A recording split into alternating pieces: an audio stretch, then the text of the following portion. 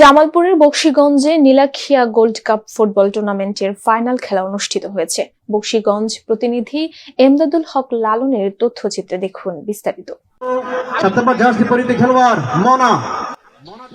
বৃহস্পতিবার বিকেলে উপজেলার নীলাখিয়া ইউনিয়নের রূপজাহান পাইলট উচ্চ বিদ্যালয় মাঠে নীলাখিয়া ইউনিয়নের যুবদলের আয়োজনে খেলাটি উদ্বোধক হিসেবে উপস্থিত ছিলেন উপজেলা বিএনপির সভাপতি মানিক সওদাগর।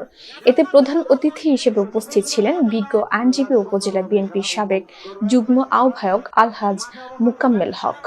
অন্যান্যদের মাঝে উপস্থিত ছিলেন বকশীগঞ্জ থানার অফিসার ইনচার্জ খন্দকার শাকের আহমেদ, পৌর বিএনপির সাধারণ সম্পাদক সাইফুল ইসলাম তালুকদার শাকিল, নীলাখিয়া ইউনিয়ন বিএনপির সভাপতি মমতাজুর রহমান মমতাজ, সাধারণ সম্পাদক মুজিবুর রহমান মজি, নীলাখিয়া ইউনিয়ন যুবদলের সভাপতি শরীফ উদ্দিন শরীফ, সাধারণ সম্পাদক মোহাম্মদ মাহবুব আলম, সাংগঠনিক সম্পাদক আরাফাত রহমান।